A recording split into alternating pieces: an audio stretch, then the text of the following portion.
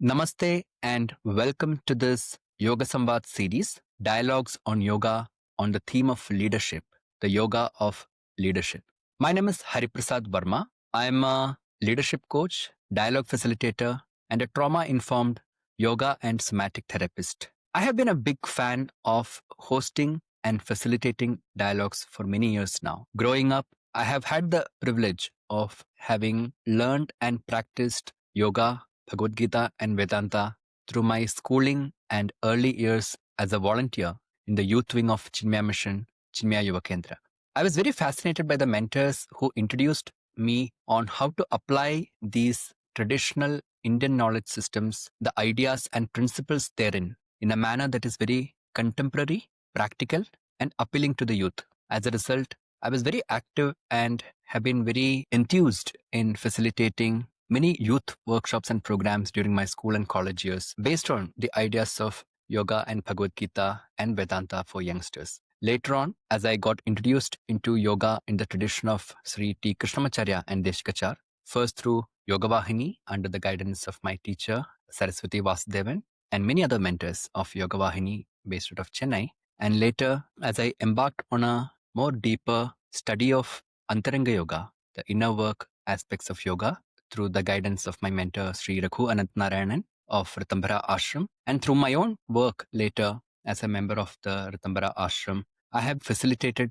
numerous Yoga Samvāds on a variety of topics and themes, interconnecting them with Yoga Sutras and attempting to explore how we as individuals can make a meaningful shift within ourselves to engage with the dilemmas that we encounter in our personal and professional lives. During the past few years, I have been delving more deeper into the field of coaching and leadership development. And it is in this context that the idea for this Yoga Samvād series took shape as my own personal exploration of connecting the dots between the ideas in yoga from Yoga Sutras and Bhagavad Gita with the ideas and the practice of leadership. So I recently had a conversation with Sriram sir, who will be the guest for this Yoga Samvād series. And I had shared this thought with him, and he was kind enough to accept my invitation to partner in and be present, sharing his wisdom from many decades of Abhyāsa in this tradition of Krishnamacharya Desikachar and sharing how some of the key ideas in Yoga Sutras can be reflected upon and practiced in the context of leadership. On that note, having said this context, I would love to introduce Sriram sir to all of you. Our Sriram began his journey to learn yoga systematically under the guidance of Sri TKV Desikachar in the late 70s. He received private lessons and group lessons from him and attended group lessons with Sri T. Krishnamacharya. Under the guidance of Sri TKV Desikachar, he taught yoga for several years at the Krishnamacharya Yoga Mandiram in Chennai and contributed to the development of the then Young Institute. Since 1988, Sriram has been active in Germany, the home of his wife, where he has built a large community of yoga teachers trained in giving individualized lessons, and he has published several books relating yoga to diverse subjects like therapy, sound, breath, mantra, and emotions, as well as a German translation of the Patanjali's Yoga Sutras, which is being widely used by the German-speaking yoga community in Europe. Together with Desikachar, he has brought out the CDs on Vedic Chanting. Together with his wife, a Bharatanatyam dancer and a novelist, he has created the reforestation project called Base Art Nature Yoga in the Palani Hills in the south of India. I'm honored to have his presence for this Yoga Samvād series on the yoga of leadership. I hope you will enjoy and find this conversation insightful. You're welcome to sign up in the registration link for subsequent live sessions. If not, do share your reflections as you listen to these recordings. Thank you so much. Namaste and welcome everyone. Thank you for making time to be present for this Yoga Samvād on the topic of leadership, yoga of leadership. Before we begin, I invite Sangeeta to do an invocation for us to center. Om Sahana Vavatu Sahanau Bhunaktu Sahaviryam Karvavahai तेजस्विनावधीतमस्तु मा विद्विषावहै ॐ शान्ति शान्ति शान्तिः. Thanks, Ankita. Welcome, everyone, to be part of this dialogue with Sriram sir. And the broad design for this particular dialogue is sir will share about the theme on Abhyāsa for a while, and we will have a dialogue based on what is evoked. As we do that, the invitation is also for each of you to reflect what this brings up for you in your practice of leadership. It could be in the context of a personal leadership in your own life, as well as something if you're part of an organization, if you're part of working with people, and how does it relate to that. As far as possible, we'll keep it self-reflective in nature, so that we speak and share about what it brings up for us in our own practice. So that's the invitation here. And I hope all of you can join in that interaction once we get into that segment of the dialogue. So on that note, sir, over to you. So thank you, Hari, for this invitation. And it's a tall order basically because I'm not a leader in a sort of professional way, maybe for yoga students learning from me, but I'm not practicing. I'm not a conscious practitioner of leadership. Since I'm not running an organization, not even a yoga school, I would say, because my teaching style is very loose and very not formal, but not organized in a sort of way that I could claim that I'm running a yoga school or a big school. But I took up this challenge because it fascinates me. And of course, it also fascinates me to try to reflect about how can yoga, the wisdom of yoga, and maybe the humane way yoga approaches the personal development and understands the role of the person in society and the influence of society on an individual, the way yoga deals with these subjects, I thought maybe it is a very valid and important theme to reflect about. And this opportunity, having somebody to sort of put in questions and having an audience with which I can interact, and maybe based on your needs for clarification or experiences and contradictions, it would be lovely to have a dialogue and even a, what do you call, a dispute in a certain sense, which is always very, very healthy. Yeah. So actually, India has been a land of disputes. This was the part of the culture of disputing. This is why Buddhism prevailed, or Hinduism prevailed, or Advaita prevailed, or Vishishta Advaita prevailed, and Jainism prevailed, and Sankhya prevailed. So this prevailing of a certain way of thinking was always based upon winning disputes. So we are not here to win disputes, but to sort of at least have a dispute so that we don't have an external judge. We are not even aiming at having an external judge who will preside over it and give an opinion. But it's good to start a dispute so that we can sort of go deeper into the subject. So leadership is something, yes, I've in fact reflected about, is there an idea or a word for leadership in yoga or in Yoga Sutra, etc.? And I can say, yes, there is. And I'll come to it presently, but I think I'll first introduce a subject before I introduce the way I understand leadership, not from my personal experience, but from the text. And then Abhyāsa, this broad idea which is there in yoga, which I think plays a role um, in leadership in society, and maybe in the way we run yoga schools, or we run organizations, or we run smaller or even larger businesses. Abhyasa is an interesting word, one of the early words which are introduced in the Yoga Sutra. Maybe it is the first word in Yoga Sutra which indicates a certain practice, how we go about it, our practice. So Abhyasa is an indication for a way to practice. And what is this practice? What is Abhyasa? So Abhyasa is, if you go to its root, it's like staying put and not getting displaced not from one's viewpoint, but from one's task.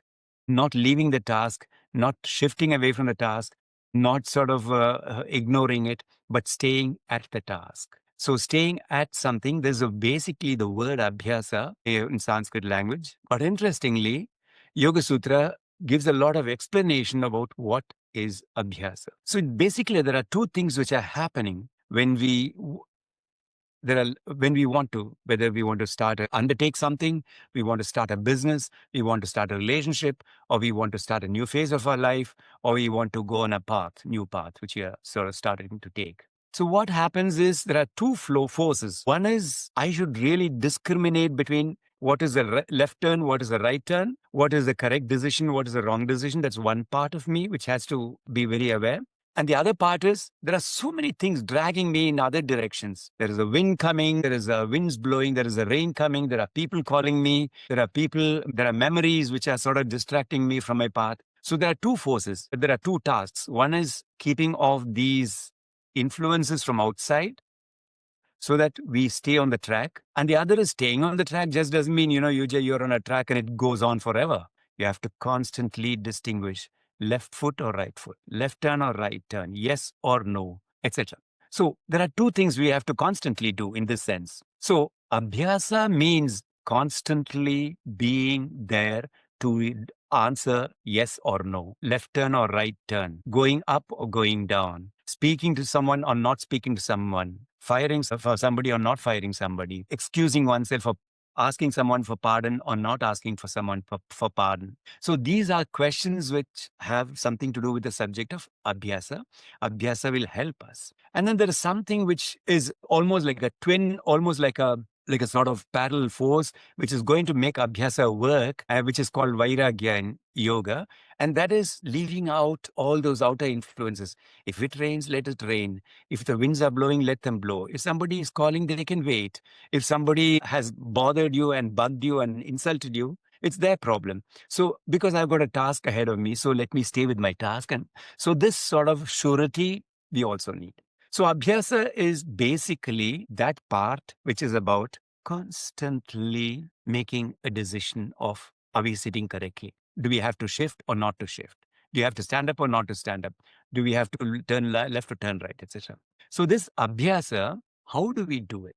Do we just sort of rely on our intelligence, and how do we do it? So basically, Abhyāsa needs two qualities according to Vyasa, who's written the commentary on one of the largest and well-known commentaries on the Yogasutra of Patanjali.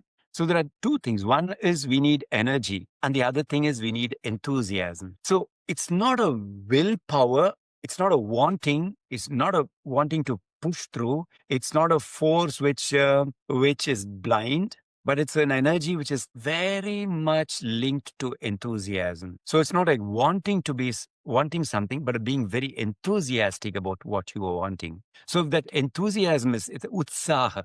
The Sanskrit word is utsāha. Yeah. So we need what they call virya, energy, utsāha, enthusiasm. These are common words in Indian language. So I think all of us, whichever background we come from, we'll know it from our own personal vocabulary. So we need virya and utsāha. So without virya, one cannot get anywhere. Without utsāha, a real sort of enthusiasm, a sort of love for the subject, being amazed and impressed and joyful about getting to know more about what we are doing or where we are going. Without this enthusiasm, it'll become bitter. It'll become violent. Not violent necessarily in an aggression, but violent in sense of twist or tweak something which is maybe not necessary. So this is a basic idea of what Abhyāsa is. So Patanjali says, but to do a proper Abhyāsa, you're going to stay at it for long. You're going to stay at it without any long interruptions, because if you have too many interruptions, we lose the track, we lose the concentration, we lose the intensity. So it's got to be not only long, because a big task, a big goal which we have set for ourselves, all this will take time. If you want to undertake something, if you want to do a startup in whatever sense, it takes time. And we shouldn't be interrupted too often. If we interrupt energy, concentration, the knowledge about where we are getting and what we are at goes, yeah. And then it's also got to have a quality of what is called Shraddha, with a lot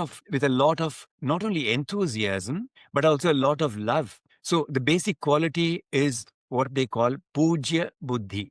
Pujya Buddhi. When we do a puja, when we do a ritual, or when we do a sort of worship, if we are religious and we go to the temple, we may demand, give me this, give me that. But still, we are a little a little humble, we are a little calm, we are a little understanding. So that attitude, puja attitude, kara, the idea that we are doing something which is sattvic, something which is not violent, or something which is not, for our own estimate, immoral or incorrect, something where we can say we can stand behind. It's not something where I say, oh, I can't stand behind it. So if my goal is to do something which is even in my own eyes wrong, then I cannot do abhyasa with it because my clarity will go. I will not be able to decide left or right correctly. So that's a very, very essential quality in having an abhyasa. So these are the ideas which are very, very close to the question of what is a good abhyasa. And then there is one more quality which is also part of what an abhyasa needs, and that is what Yogasutra calls adara. So we have a family, and my abhyasa is in 10 years, I want to have my own house. I want to build it. If that is my abhyasa, if that is my goal, and I want to lead my family towards this goal, I want to help lead my family towards this goal, I have to state it. I cannot have too long interruptions. And then it's got to be a sort of sattvic, humble venture where I put a lot of enthusiasm, understanding, and love, and I'm not going only by brute force towards achieving it. But then I'll also have to take in the interests. Do my children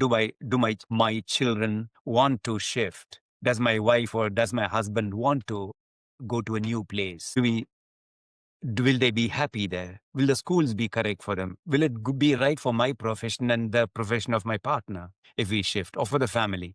So we would be considering in normal situations the immediate society around us. But then there is a larger society. We would also think about, we are leaving these lovely neighbors, then in a couple of years we'll be in a totally different setup when we don't know how the neighbors are going to be. So we do need to think about a larger society around us if our abhyasa is going to take us to a new spot, if our venture is going to have us end up in a new spot. So we got to take into calculation the society around us when we enter into our abhyasa. So we ignore that society, sort of respect the needs and the welfare of the society, which is depending on us, or with which we need to interact, or with which I am doing my business or my work or my undertaking, and I'm depending on them because they are my clients, my neighbors, my friends, and my students, whatever.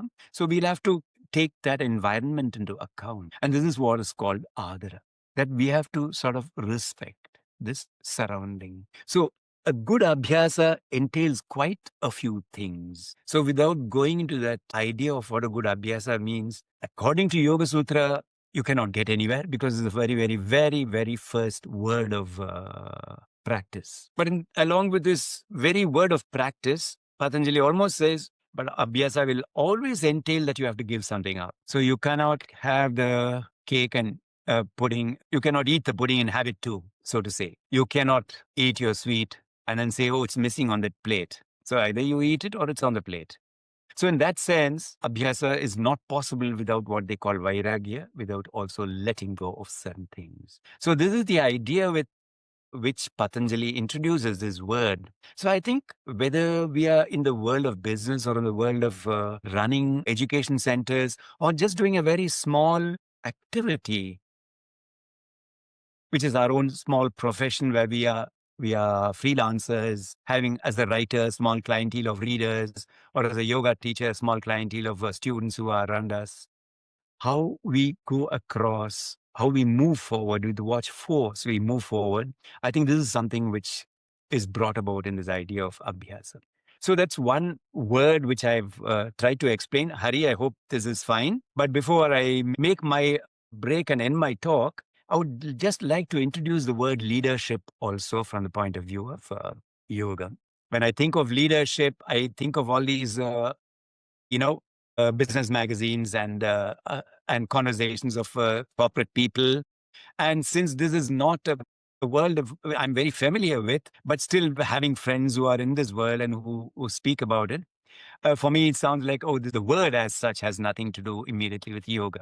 But yes, it has, because there is a word in yoga which is not far-fetched. But still, see, in the Indian tradition, even in mythologies, if somebody like Hanuman has what they call Ashtama Siddhi. Ashtama Siddhi is 8 Siddhis, 8 powers. Anima, Mahima, Garima. You can become very small, very, very tiny, can become huge, can become very heavy, can become very light. And one of those 8 qualities is Ishitva, Isha. The word Isha, like we have Ishvara, or even in Yoga Sutra, and the word Isha we have. So Isha is coming from the power holding, essence, the power holding entity in us. So you have power over it. So to have power, to exude power, so you don't buy power, you develop power. So you don't buy Ashtama Siddhi, you get Ashtama Siddhi. So which means you work towards something and then power comes. The quality of leadership comes because you are at something, because you're doing the essentials to develop the quality of leadership. So you don't attain leadership. So this is what we could sort of derive or distill out of the teachings of, or I would say teachings which we have from not only Yoga Sutra, but the way things are presented, even in broader senses, like in like what these ideas of Ashtama Siddhi, etc. say. So if you probably delve into the way Hanuman developed the Ashtama Siddhis, not being, Vishnu himself or Devi herself, still Hanuman having it. It's a question of having acquired it, not got it, but sort of through other practices, having sort of imbibed it. So this is something which is very basic, because the word power, force, control, they all come very, very, very close to oppression. That means you put power, that you oppress somebody, or suppression. You suppress something within yourself. So you don't want to be a leader who's suppressing something within yourself or oppressing somebody else. I mean, you may say, I don't care, I need to oppress somebody, otherwise I won't get forward. But if you're oppressing somebody, you're probably suppressing something within you yourself also. So this is the difference between maybe the way we understand the word power and the way Ishitva as a quality is taught here. Yeah? So I just wanted to bring out the difference, so that can maybe take us into an idea of how to understand leadership, and not only today, but maybe in a later conversation. Yeah. So with this, I would like to close, Hari, and maybe you can ask a few questions, and maybe in the audience, I would be very, very happy to hear your ideas and answer your questions. Yeah. Thank you. Thank you, sir. As you were speaking, what I was touched with was the fact that you have had a long years of Abhyāsa of yoga in this tradition. And over the last many years, you've also nurtured a community of teachers in Europe and outside through your own teaching. So I was also just reflecting on how each of us hold the idea of being a leader, and what are the dominant narratives that we connect with the idea of leadership. So one thing that stood out for me is the qualities that you shared around Abhyasa. And I was remembering some of the conversations I have had during leadership programs and coaching conversations. And oftentimes the utsāham or enthusiasm that you refer seems to be very externally driven in today's organizational context in companies and other places. Sometimes it could be the enticement of a position of maybe, let's say, getting to a director role or a partner or whatever organization. And we often find that when a person has done what is required and brought in the energy and spend years, when they reach there, there is suddenly a sense of meaninglessness, and then the energy dips. So oftentimes I do come across leaders in the coaching context who are looking at how do I then reimagine and bring a new meaning. What does the role of meaning play in creating this right abhyasa? Because it may look like I have the energy when I'm chasing position or a certain package of salary or power, as you said. And if I have a team of, let's say, 100 people I'm managing. So all these also bring out energy. So how does one differentiate whether the energy and the utsāham that I'm in touch with is really something that is sustainable, energizing, or is it something that keeps changing? I have to keep relooking at where is this coming from? It's a very interesting question. The drive to do something and what one may call a desire to to get something are two different things. See, a drive is always about doing something. The doing is primary, and desire to get something is primary there. So that's a difference between utsāha and raga. So in raga, in a desire, goal is primary. In utsāha, the doing is primary. So that's why whether you take Gita, Bhagavad Gita, where Krishna repeatedly differentiates, between doing and then wanting to have the goal. So this is the difference. We get into raga if we are goal driven. And we can maintain our utsāha as long as we are doing driven. Let us say we have a new, we love something, or we are starting a new project and we are full of fire for it and want to do it. So obviously, the object has caught our attraction and we are going to work for this subject and we work towards it and it's beautiful and we sort of strive towards this. So the object does play a role in what do you call Agnim Chinute, we recite in Sanskrit, you light the fire. For that, putting that spark, you need that goal, But once that fire is burning, you don't need the matchstick anymore. You can throw it off, So because the fire is burning. So in that sense, at some point, we have to make sure that the goal is there, that the attractive goal is there, the point to which we want to get is there, but still, it is just like, I have a matchbox full of matchsticks there in the shelf, It's there. If I need it, I can take it, but I don't need it, yeah. So in that sense, if we have that sort of a relationship towards the goal, and our energy or enthusiasm is driven by the doing, as long as this doing dominates our enthusiasm, then it's a healthy enthusiasm. So what happens in the beginning, it is very dominant, the goal, and we are very enthusiastic. And naturally, after a while, the goal will not be so dominant because the doing will become so full of tasks and drudgery and, having to do this, having to go there and repeatedly saying things and, and making things work right. So it'll become so hard that won't play a role. So if that's not playing a role, you should use that as a role only as a matchstick to re-energize your doing enthusiasm. So this is what happens. Of course, maybe it always happens in life that we start something and after 1 year or 10 years or whenever we realize I'm not interested in this goal anymore. Then you shed that goal. But as long as we have a goal and we are moving on a track towards a goal, the enthusiasm should dominate the desire. Yeah. No, thanks for sharing that. I think it's almost like a dance between the external pull of something and then cross-checking around where is this. Yeah. I do have more questions, but I think people are also now waiting. How to bring about utsāha, enthusiasm, and viryam, courage, in a team so that the collective consciousness works together to achieve a common goal? Okay, it's a very tough question for me because one can give answers, but still it's not very easy because it is difficult in a collective. But I think it's the task anywhere, whether you're just taking a team of people for a touristic drive so somewhere, or having a class of students, or you're running a business where you have 10 people working with you or for you. It's a very, very relevant question. How do you transfer this? There is in Yogasutra this idea of bhavana. And I think, Hari, we have spoken about this in the podcast last time. If you take something like mudita. So mudita in Sanskrit, the word mud, meaning joy, having enthusiasm, having joy and enthusiasm towards something.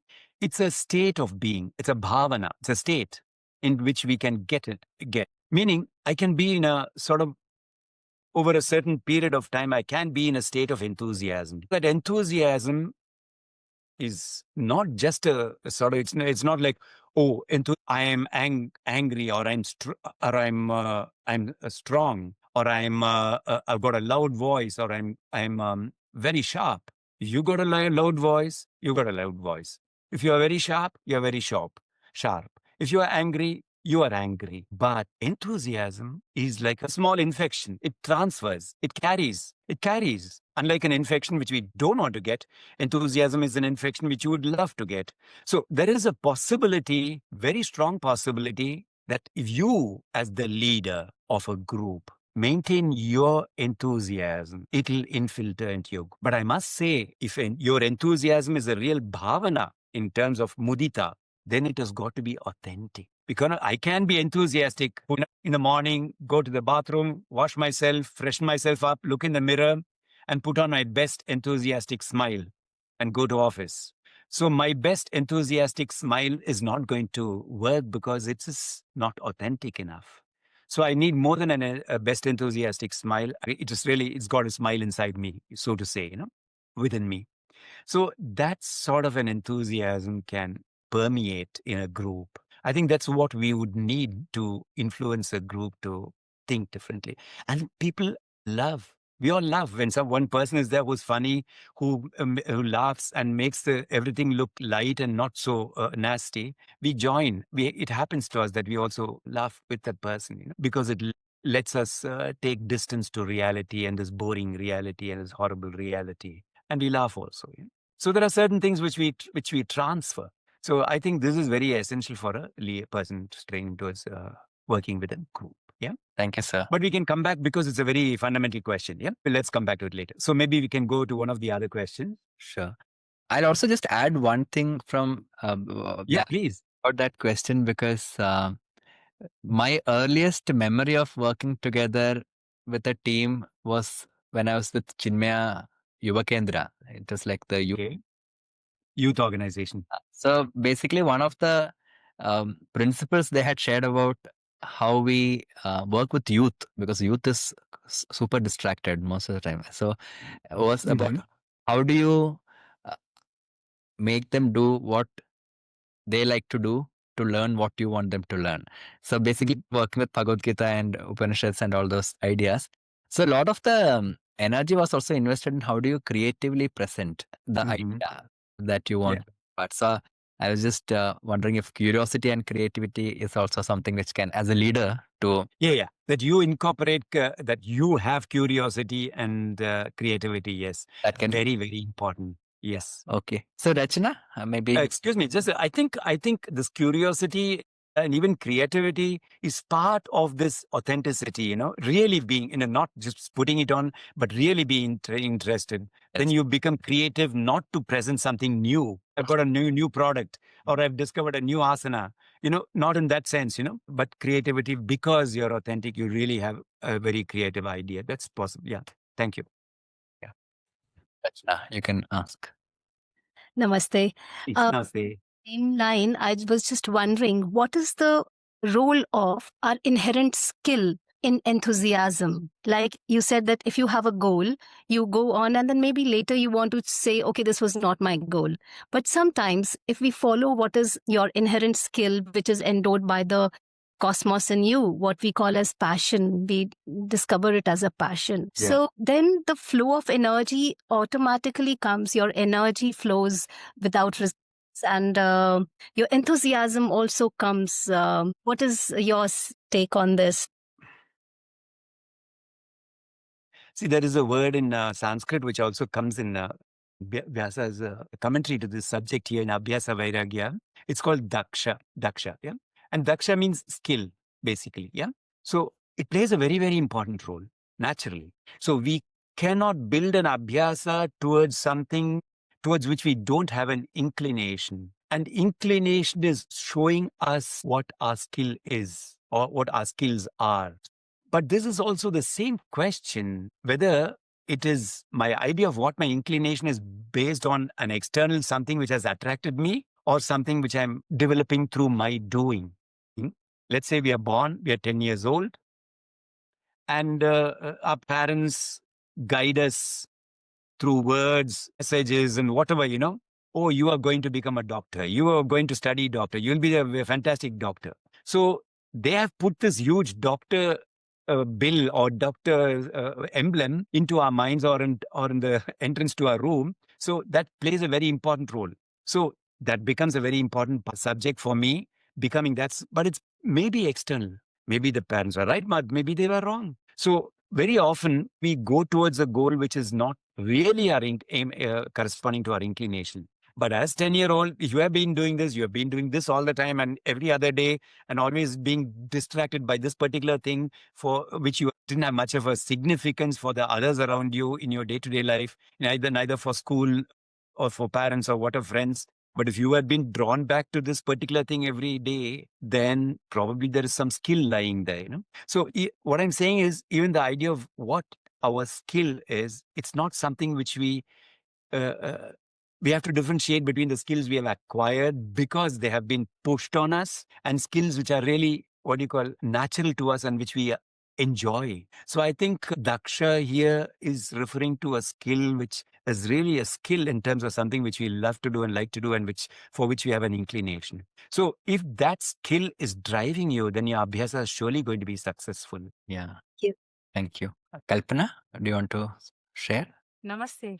Namaste. Nice listening to you, Sriramji.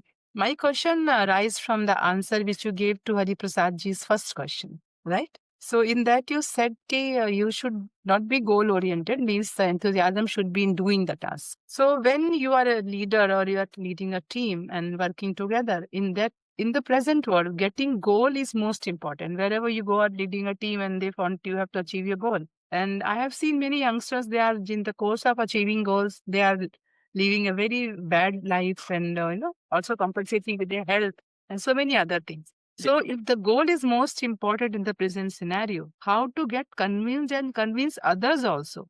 Do the thing with utsāha and enjoy the doing. Don't think about goal, where everyone in the world is thinking about goal. Yeah. So how to deal with this? This is naturally a large question of society and social structures and the way society is running today. I mean, without making some comments about it, it's very difficult to answer this question from a personal point of view. So there are two ways of looking at it. Yeah, one is saying the structure around us has to change completely. And this is not something you or I can do. Even if 100 of us or even 100,000 of us get together, we are not going to change the structure so easily. Yeah? It's a very long process. So within my own corporation, which is 5 people or 500 people, whatever it is, yeah, how can I or what can I do to change the structure? So this is something maybe we can think about. So let us say an external, not a structure like, let us say, a family is also a structure, like a business which we run. But family is not a structure in the same sense that we are all sharing the same interests in some way, and we are going to participate in the profits or in whatever happens, and we are going to enjoy it together, we are going to suffer together, etc. Whereas maybe in a corporation it's a little different. Yeah. In a company, it's different. So we're having this very, very strong structure where if you go to McKinsey, they'll tell you goal, goal, goal, goal is everything. And Bhagavad Gita says doing is everything. So it's almost like here is Bhagavad Gita and there is something like McKinsey or some of these business in management people are taking us towards. So how can we soften this thinking where many, many young people are necessarily driving on this path, and where, as you say, maybe their health and their personal life is getting damaged by it because they don't see there is no option for them? I think, see, one thing is we cannot make choices without leaving out certain options. The moment we make a choice, it means we have dropped something. Yeah. So here, Abhyasa means Vairagya. You have Abhyasa meaning you do something. It also means you're disinterested in some distractions because you're doing this and not want to be distracted. So even doing something horrible means dropping something. You made a choice. We always make choices in life. Yeah? So there we have to rethink which choices are most important for us. I think whether you're going to go to a management school, or whether you're teaching in a management school, or whether you're coming out of a management school, or you came out of a management school and you're working already, you're very experienced, etc. It's very, very important to remember that, because one of the biggest sicknesses of our present day, the modern society, is it gives us the illusion that we don't need to make choices, that we can have everything. We just want to know, we have to know which one we chose. And if we chose this and we don't like it, tomorrow we can have the other one. This is a very big illusion. So choosing will always mean relinquishing something else. This is a truth. which we should put across to people who teach maybe a different thing about management, so that things are possible. You cannot become successful at a personal level without losing something else. It's just not possible. Once we are clear, we can say, okay, I don't mind. I want personal success and I'm prepared to let go of this and that and that. So maybe if you let go of many things, then you can work much harder, be much more at your professional success oriented activity without suffering too much. But don't put yourself into a delusion that you could do. That this is something which maybe we have to make people understand, young people who go into this profession understand. So I just read that it has to be an inner voice. Yeah, it has to be an inner voice. But maybe that sounds like it's a very large spiritual task. I would even bring it down and say, no, let's not go into a deep spiritual task or having a very deep spiritual necessity to answer such questions. It's a very, very realistic, mundane answer. We have to let go of something to have something else. If as a mother, you want to have a second child, you have to let go of certain things. You want to have, as parents, you want to have a third or fourth child, you have to let go of something. If you don't have any children and if you want to have a child, you'll have to let go of something. If you decide not to have any children, you also have to let go of something. So there is no choice we make in life which doesn't entail letting go of something. So I think this has to be very strong in the minds of people going down this lane of success and goal orientation. So put yourself on the goal, but be ready to disown, discard, drop something. I hope this helps you. But my understanding came in this day. This is only for the personal thing. Means you have to internalize and practice for the self. And then maybe you become an example for others also in your team. Like doing with enthusiasm is giving you happiness. And the goal comes. It will come eventually when you're working. Two things, Kalpana. See, one is, let's say you're a leader in a team. Maybe your change, a sort of small deflection in your attitude will help others to look at it differently. That's one possibility. The other thing is you state it clearly. See, if let us say you are sort of running an office where you enroll people for the army, you're going to make it very sure you're enrolling in the army. These are all your prospects. These are all your possibilities, but these are all going to be your limitations. Better know that, You better know that. That's a very harsh example, yeah? Somebody enrolling into an army. But if I enroll into a company, it's not enrolling into an army, but still there are certain realities. So I think without mincing words, so to say, we have to put across certain things very clearly. That's one thing. And secondly, see, if I'm running a business, I want the workers to be healthy in mind and body. Otherwise, I won't get my work done. So I do have to care about it from day one. I'm running a very small organization. It's called Base Art Yoga Nature. Yeah.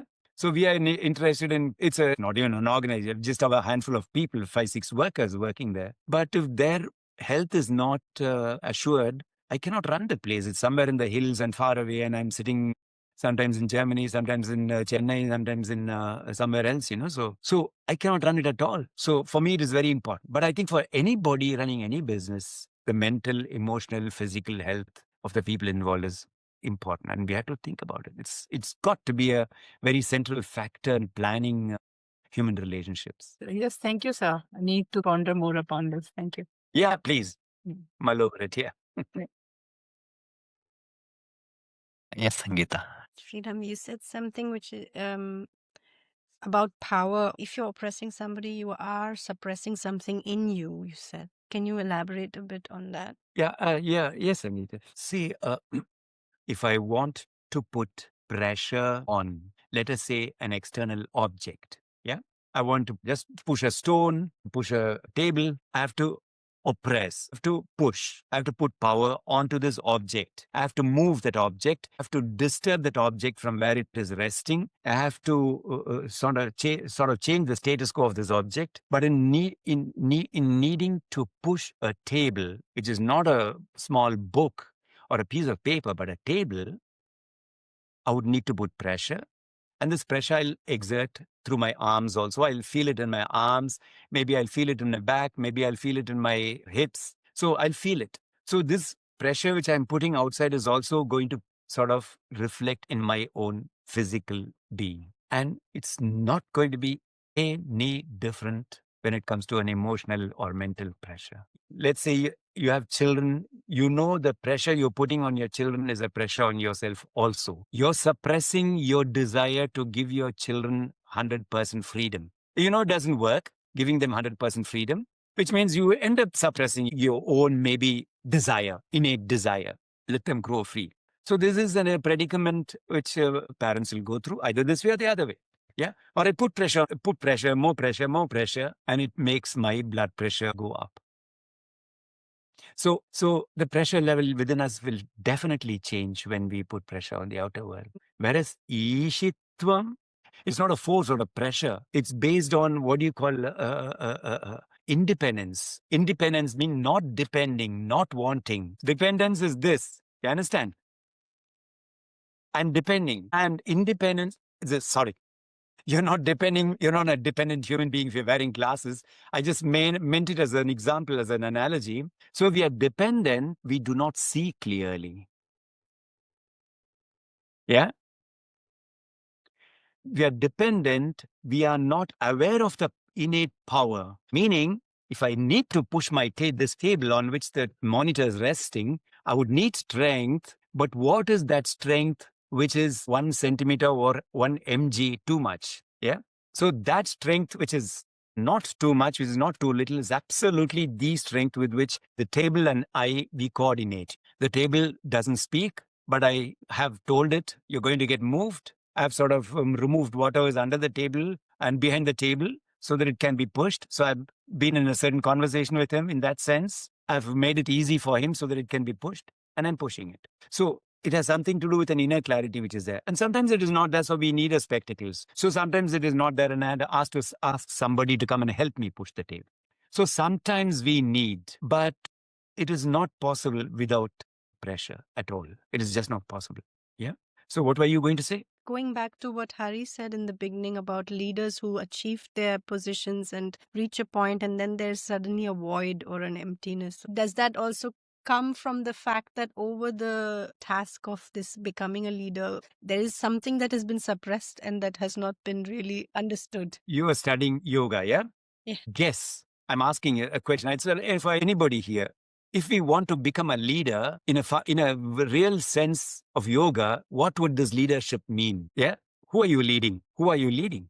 You're leading yourself. It's a question about whether we are a leader of ourselves, whether we have Svatantra, as well as independence. Svatantra. You have the tantra in your hands. So that Svatantra is the real leadership, the true leadership.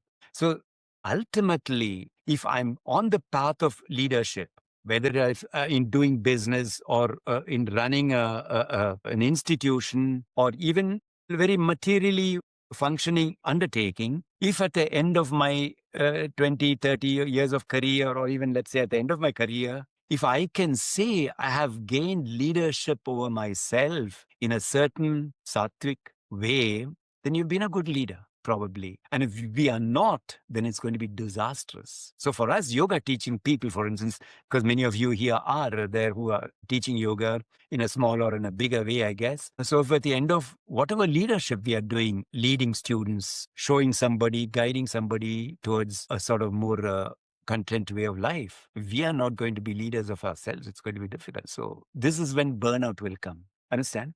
And that burnout can come through yoga teaching or through whatever profession we might have, So we have to keep in mind that ultimately it's about leadership of oneself. Can I add to what you just shared around burnout? Yeah. I also feel it is very important to connect the nature of leadership that is expected and practiced today, not just in corporate, in many non-profits also, where the systems sometimes are not designed for well-being of the individual. There has been a recent report by McKinsey and Sheryl Sandberg's Lean-In organization. The theme was about burnout in that report. And one of the findings was almost 60% of the women leaders they interviewed who rose to the top of the corporate ladder reported extreme levels of burnout compared to just 50% of the men.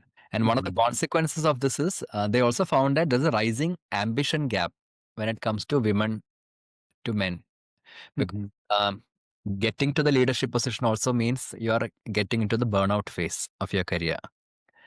That's the larger picture many of them are facing. Okay, if I want to get there, it means I have to exhaust myself. It looks like a either or kind of choice. Okay, they are coming to that conclusion. Or not conclusion, but they are seeing that, okay.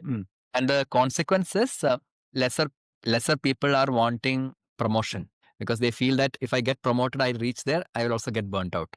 So there's an ambition gap.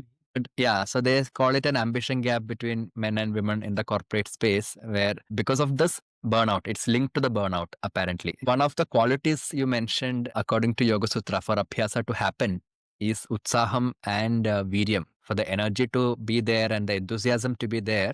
If I am part of systems which are not very conducive for my well-being, but I also have this urge or the desire to reach a certain stage or potential, what else could help overcome this external environmental challenges to still retain the utsāham and viryam? Patanjali brilliantly gives 4 qualities which are essential to maintain Abhyāsa. One is long-term, one is non-interrupted, yeah? So these are very obvious in the corporate world, whether it's McKinsey or some other bigger organization which is doing management work. For all of them, both of these are important. Long-term, no interruption. There is another quality where you have to think of the environment, etc. Maybe there are humanly run organizations where people are not, ruthless or reckless, and run in a more humane way where they are considering the environment and the people around and the workers' welfare, etc. So that quality is also very important. Anyway, long run, it will not work otherwise. And the other quality is satkara. Satkara means a puja, like when you're doing a puja, as I said, with Shraddha. That means there has to be some sort of a humility, a certain respect, not respect for your workers. I don't mean that, or the organization, respect for the larger order in which we are all functioning. Yeah. Humility also entails what are the limits of what one can do, having that thought in the back of our minds. And satkara it has to be a sattvic way of how you go about it. And I don't even mean sattvic in terms of, you shouldn't be doing oil and gas anymore or whatever, I don't mean in that way good and bad or right and wrong. Sattvic in the way you approach. And that is something which is not there at all. So satkara buddhi is not tamasika buddhi and not rajasika buddhi. So you're not driven by rajas and tamas. Tamas is blinding oneself and saying, I want to prove, and I don't want to look left and right. I don't want to have anybody come and talk some nonsense to me. I want to get it done. You don't look at all. You don't open your eyes. You're not aware what's happening. You just got your tunnel goal. And that's very, very tamasic and completely contrary to sattvic. And the other is, of course, very rajasic. Oh, I'm the best. I'm the greatest. I will get it. I shall do it. Maybe some management schools promote such a thought, thinking it'll work because as long as I think I'm very good, I'm going to be strong. I'm going to keep my chest up. I'm going to, make sure, be very watchful. What is there trying to discourage or weaken me? I'll be very watchful because I want to be on the top. But one can't maintain that too long. And of course, that alone, the fact that I want to be on the top all the time, therefore I'm very alert. Getting fixed on wanting to be on the top will make me not see everything, I will see maybe 80% because I'm so keen on seeing everything and controlling everything. But then that very, very valuable 20% I'll be overlooking because I'm so fixed. And so in that sense, Rajasic is also long-term is going to be a very problematic solution. So there has to be some sattvic energy, sattvic approach to the whole thing. Otherwise, it's very difficult. Anybody else? Any other reflections? You could also share about your practice. If this has brought up something from your life, that's also welcome. Priya, what do you say? I'm just sitting with a reflection. I was wondering how to put this out. When you were talking about the infection of enthusiasm being necessary, and then that will influence others in a team. That's one thread we were talking about in enthusiasm. And then towards the end, when you're talking about the real sense of yoga, real leadership is about the leadership of the self. So what I'm grappling with constantly and I'm seeing in the world, in teams, even in my group of students, for example, is the centrality of one person, one teacher, one leader, and then everybody being dependent on that one person and that one person's enthusiasm being the source of infection. So I'm really sitting with how to get out of this. Hence, I'm very wary of any organizational sort of collections, because I see that over time, even if how much ever I say it's going to be flat, everybody, it's cooperative, tends to sort of gather around then those one or two people, maybe one. And then that centrality becomes very oppressive. It seems to be a dance all the time, a tug of war all the time. I'm sure, we all know this as teachers. It comes on to me and then I have to keep saying, put the mirror and see how this source of this enthusiasm is there in you. See how this is there in you. So I don't know where there can be actually a leadership which is also like cooperative and serving leadership. I found it very beautiful that you spoke about Hanuman right at the beginning, but it seems so ideal today. The reality is not that at all. So I'm just putting this out as a picture that I see. How is it that then in teams that we say everybody comes together and it's not the centrality of some one leader or teacher? And we see this in the world also, no? We see this in nations and governments today. Everything is around one. That's a very interesting point. Actually, it just strikes me. Hanuman is interesting because he's not a proclaimed leader. He's not leading anybody, but still people are following him, including Rama.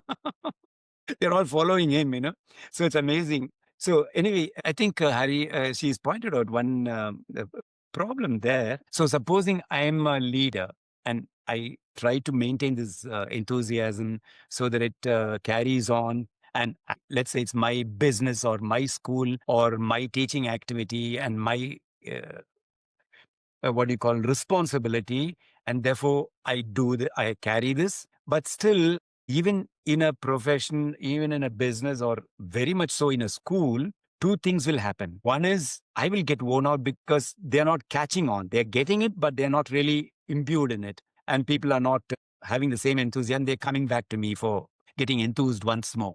This is a very basic problem, which is that, as a yoga teacher, you would know it. But if you're running a business, you will know it. Because people will be all the time asking you, wanting to know, or trying to push the responsibility and saying, you are the boss and you should know. So that's one problem. The other problem is, which goes along with it, is you're the leader who's worshipped. Yeah, you're the guru who's worshipped. You're the teacher who's worshipped. So that not only burdens you, but also pulls you down, and also maybe makes you take off in a wrong way, being idol worshipped. So this is something which belongs to a subject of leadership, but I think it's less the question of your abhyasa or the leadership quality which is playing the role in you. It's more what your goal is. If leadership is the goal, then the goal ought to be the leadership of your own self. If you go by yoga, you say, for me, the goal is freedom. I want to be free. I want to be unburdened. I don't want to have unnecessary dependencies or difficulties. So I want to have a life in which things don't narrow me down and pull me down. So I want to be free. So this independence is a long, big goal. And another word for independence is kaivalya, or spiritual freedom. And so one can go to that level and define the goal, especially if you're a leader. And if you want to be a healthy leader, you have to know. You can even sit there, have 10 people around you, make sure that they are really enthused in a positive way, but still not put the goal too hard and fast into your own head. Yeah.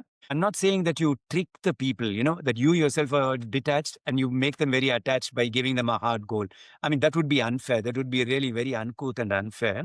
I don't mean that, but that's something which you have to do. I have to ask my child to do the work it wants to do. And if it's going to school, do the exams or whatever tasks the school sets, help the child do the task. But if the task wasn't good enough, if the child doesn't get enough reward for it, I'm not going to be disturbed. I'm not going to be angry. Maybe the child is going to be more disappointed than I'm angry. And that's the moment where you have to come and tell the child, hey, child, take it easy. You really did a fantastic job. But come on, doesn't matter that you failed. It doesn't matter at all. Next time you try a harder man, next time you try it in a different way. That's it, So you can, even as a boss of a company or as a teacher of a student, intervene in this way, make them sweat in the sense of, I must do it right, make them in that sense sweat, but at the same time, do not pass on that fever, or do not yourself get that fever. Because I can also get a fever. Oh, my student is doing an exam. I hope she is going to go do it brilliantly. If she doesn't do it brilliantly, then you guide her or him for the next thing. In that way, we can find answers. Yeah, that's what I meant. Yeah, it comes back squarely to my Abhyāsa. To add your Abhyāsa. Yeah, exactly. Thank you. There's one more question, Hari, unless you would like to intervene and add something. Julia also has raised her hand. Yeah, please. Yeah. Hi. Yeah, thank you so much. Yeah. Thank you so much for this interesting talk. I wonder how much I've thought about.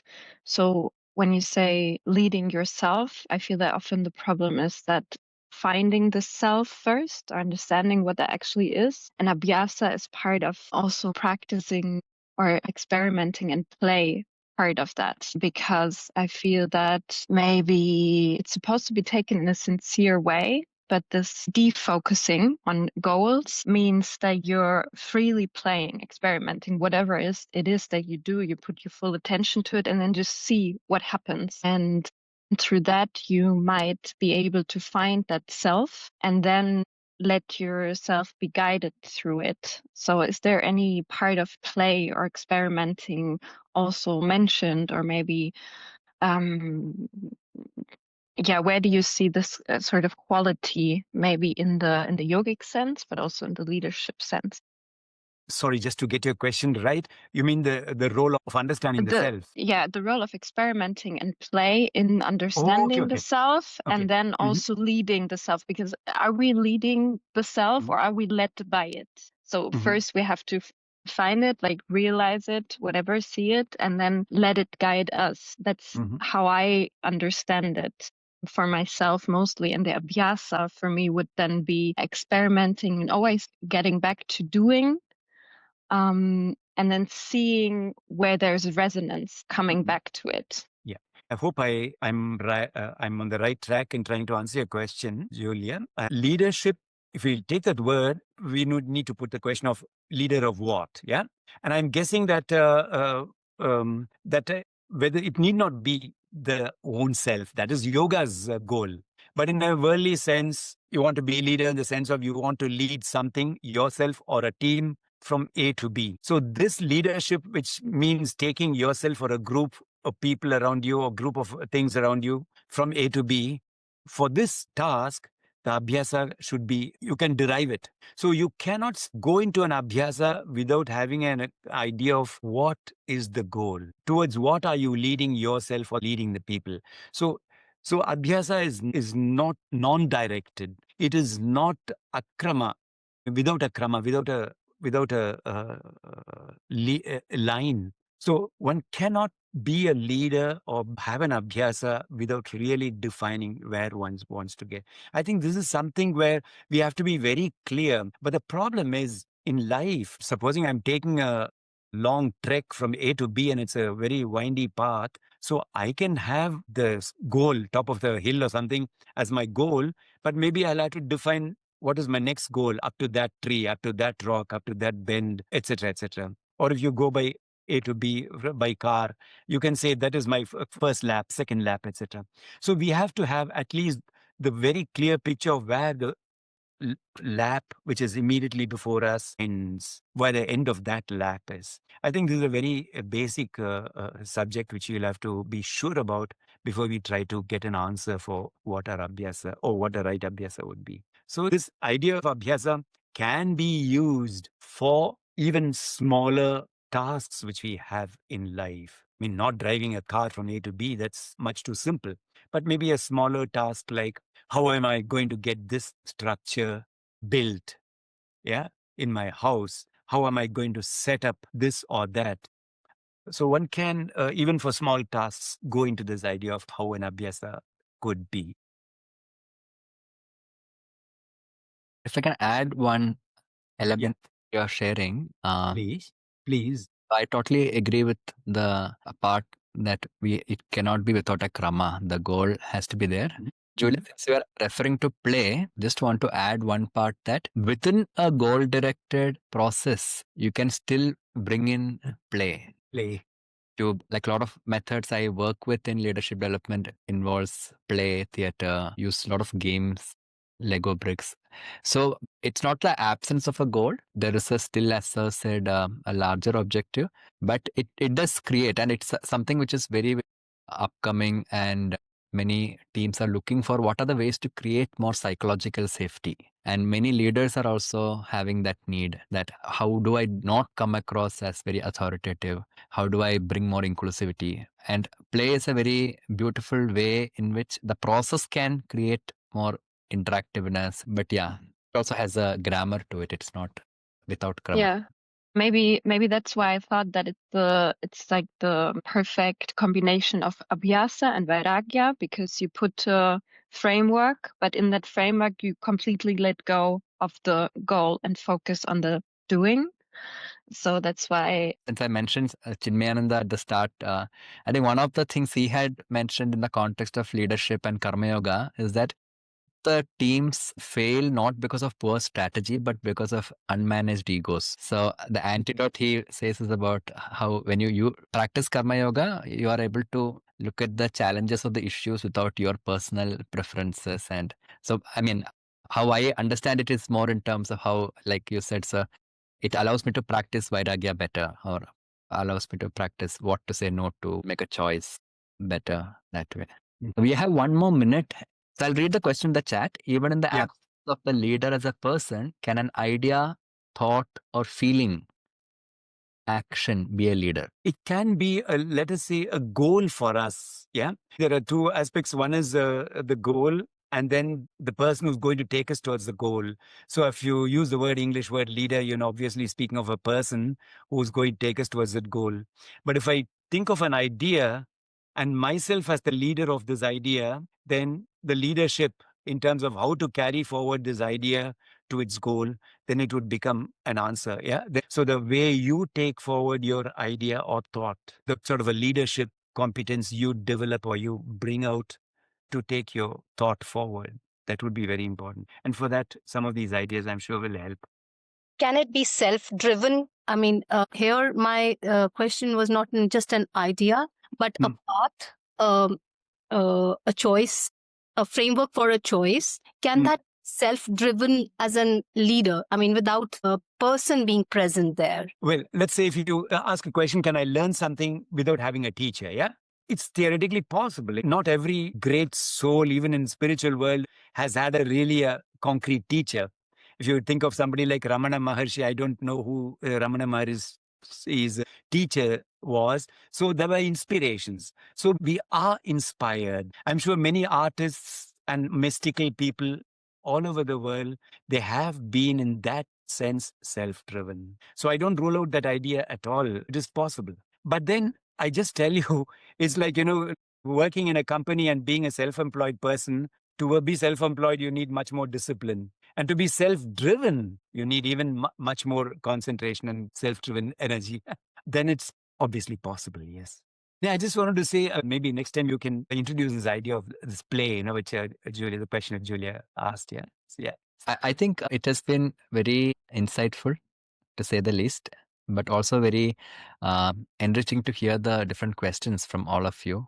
Hopefully, as we go forward, we can touch on more aspects of leadership. And we also invite all of you who have listened so patiently to invite anyone you feel is inclined and find this relevant, this topic, to join in for future conversations. So thank you, sir. Thank you for taking this time. Yeah, thank you, Hariprasad, very much for organizing this.